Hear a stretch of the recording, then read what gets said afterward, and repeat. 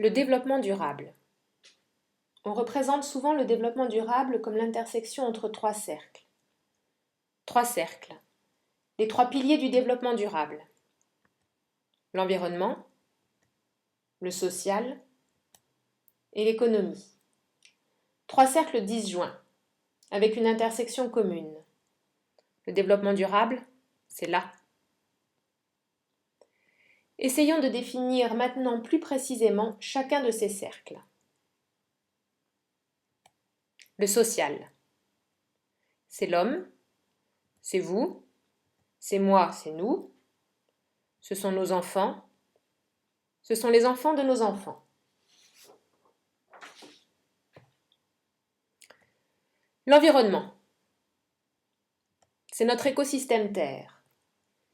C'est cette configuration extraordinaire qui fait qu'on n'est ni trop près ni trop loin du Soleil.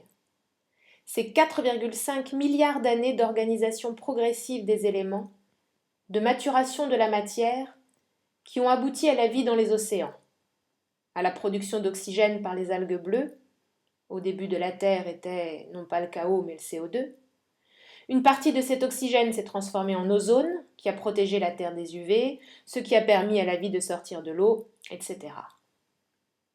Je passe les détails faute de temps, mais si vous voulez en savoir plus, je vous recommande vivement la lecture de La plus belle histoire du monde. Les astrophysiciens s'accordent à dire qu'on n'est pas près de retrouver à portée d'homme des conditions de vie aussi idéales. Bref, cette petite Terre qui poursuit son voyage dans le cosmos, nous dépendons entièrement d'elle pour notre survie. Bon, déjà là, on voit que ça cloche. Trois cercles disjoints, ce n'est pas possible. Commençons par remettre l'homme au centre, au cœur. L'environnement, c'est une condition nécessaire qui englobe l'humanité. On a deux cercles qui ne sont plus disjoints, ils sont liés. L'un est nécessaire à l'autre, la réciproque n'est pas évidente. Le cercle social est imbriqué dans le cercle environnement.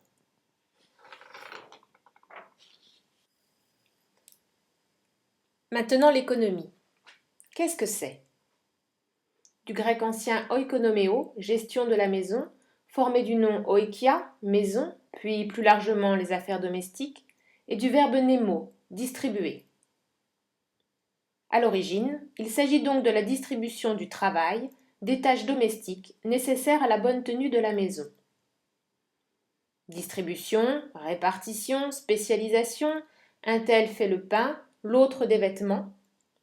Par extension, c'est devenu les échanges.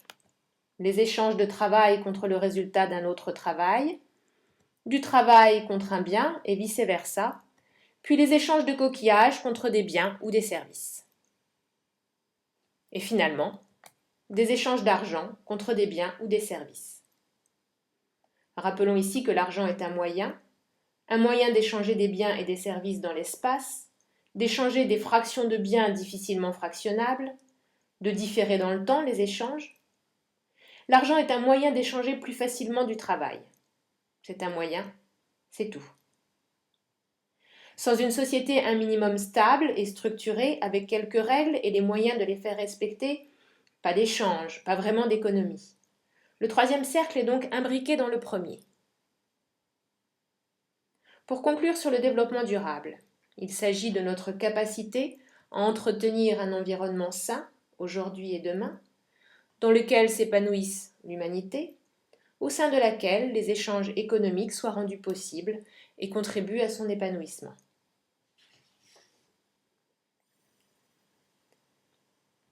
Je n'ai plus trois cercles disjoints, mais trois cercles imbriqués les uns dans les autres. Le développement durable, c'est plutôt comme cela que je le vois. Merci de votre attention.